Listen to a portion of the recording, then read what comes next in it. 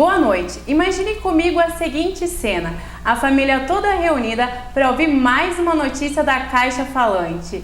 Talvez você já tenha vivenciado ou ouvido uma cena como essa. Aquela belíssima voz conquistava todos os ouvintes. Porém, hoje ela foi modificada por causa da tecnologia, mas não perdeu a sua verdadeira essência, que é informar. No programa de hoje temos aqui o diretor da Rádio Independência e Cative Comunicação e Marketing, para nos contar um pouco mais sobre essa caixa misteriosa. Boa noite, Calil. Ellen, boa noite. Satisfação estar aqui com você. Também. Eu gostaria de saber quais os mistérios dessa caixa falante. Você pode contar um pouco para gente? Você começou a falar sobre a mudança, a tecnologia. Eu preferia o tempo antigo ainda. Porque naquele tempo antigo, onde não tinham imagens, hoje a gente se aproveita muito das mídias sociais, transmite também pelo Facebook, pelo site. O rádio me mostrava loiro dos olhos azuis, para você ter uma ideia. Então era um galã, né? Hoje não mais. Essa tecnologia, claro que ajudou, mas também tirou um pouquinho do encanto do rádio, sabia? Tirou um pouco. Mas é muito interessante a magia do rádio, porque você tem que fazer as pessoas enxergarem com os ouvidos.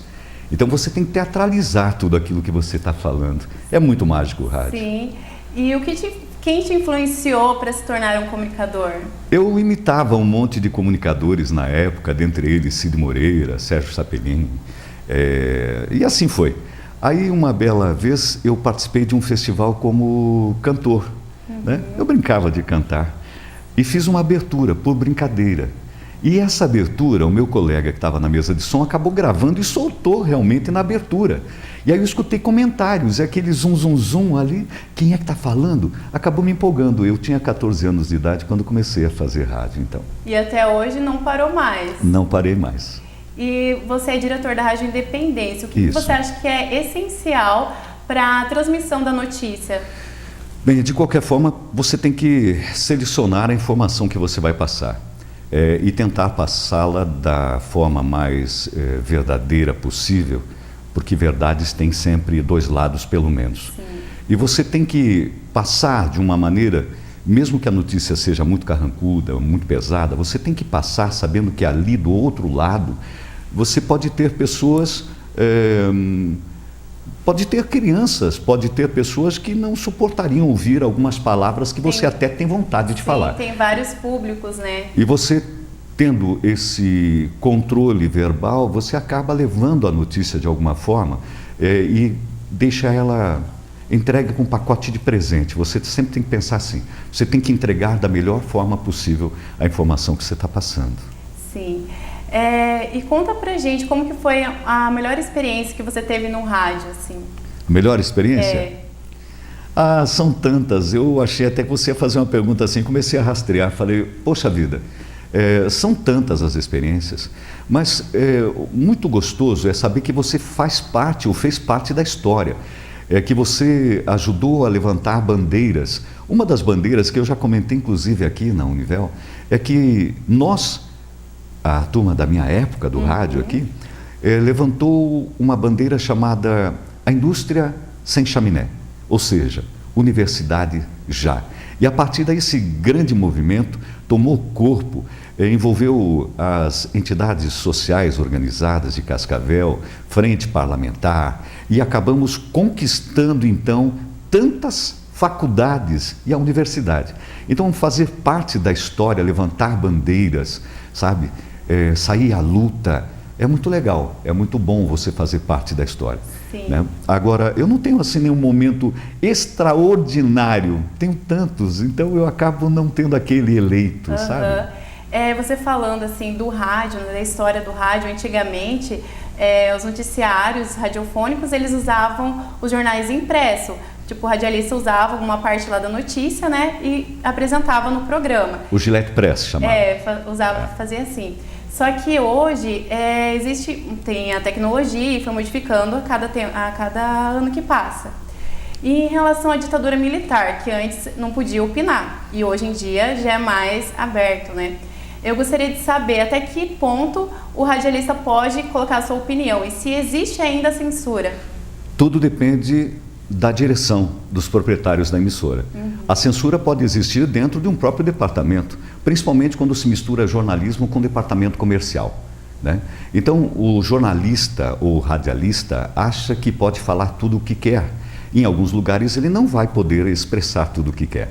Eu dei uma vez um exemplo, mais ou menos assim, para você ter uma ideia. Sim. Você está se formando em jornalismo, né? E tem a certeza de que vai defender o povo, que você vai fazer a diferença.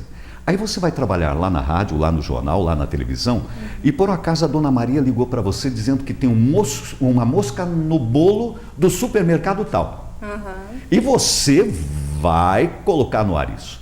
Aí alguém te chama e fala assim: Helen, o mercado tal é o maior patrocinador aqui da casa, ele banca o salário de todos os funcionários. Você vai colocar no ar? Provavelmente não. Né? Então, a gente tem as limitações. Esta censura, ela pode ser criada assim por imposições da administração. Agora, quando você tem um time competente, que você tem a certeza de que ele pode fazer o comentário, mesmo que seja tendencioso, porque não existe comentário sem tendência. Você tem a tua opinião, eu tenho a minha. Então é muito legal você abrir isso. Agora, o que é a vantagem hoje do rádio? A vantagem hoje é que você, no momento que você emite a tua opinião, você também acaba recebendo a opinião do seu ouvinte. Através do WhatsApp, através das mídias sociais, ele está participando, está criando interatividade. Isso é fenomenal hoje na comunicação. E a tecnologia acaba auxiliando até mesmo os meios de comunicação, né? Muito. Porque o meio de comunicação é, na verdade, um grande centralizador de informações. E até mesmo aquelas pessoas que não fazem parte diretamente do departamento de jornalismo, por exemplo, acabam, olha, você viu, acabou de sair. A internet hoje tem uma velocidade impressionante, né? Sim. Olha a diferença, você falou, e é verdade. Então, antigamente, você lia as notícias do jornal no outro dia. Sim. Hoje, quando você for ler as notícias do jornal, desculpe aí os jornais, mas o jornal impresso, a mídia impressa, sim, que traz informação, ou ela tem que ser pautada em jornalismo investigativo, ou ela não tem mais que existir, não tem mais motivo de existir, né? Você também já foi apresentador da RIC TV, né? O que o rádio te auxiliou para apresentar os programas televisivos? Eu acho que naturalidade, né? Que é a primeira fórmula, assim, que o rádio te dá muito isso, te dá muito improviso. Você é obrigado a improvisar no rádio.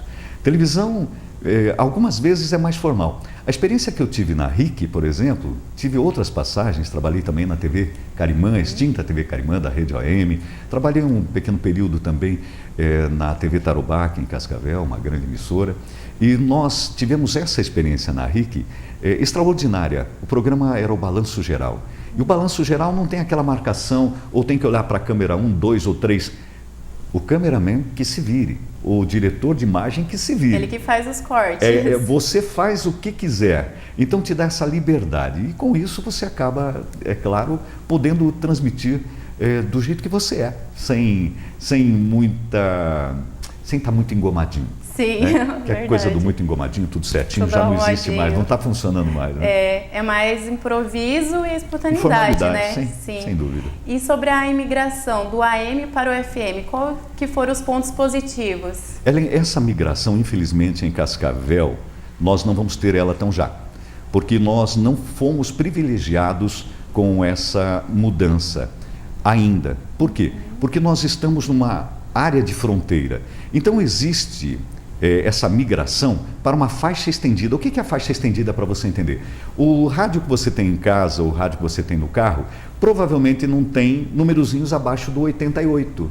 Então, como elas não vão migrar para essa faixa normal, que ali está do 88 ao 107 alguma coisa, nós temos que esperar ter a faixa estendida para depois fazer a migração. Então, aqui em Cascavel, eu imagino que as rádios AM vão demorar ainda 6, 7 anos para fazer a migração. Vai demorar um pouco ainda para acontecer. Pela proximidade da fronteira, nós não tivemos esse privilégio ainda. Sim, mas eu agradeço você estar aqui com a gente, né? É uma alegria ter você aqui e falar um pouco mais sobre o rádio, porque é um meio que envolve as pessoas, né? Igual você falou, a espontaneidade e também improvisar, isso é perfeito, né? Eu acho muito interessante.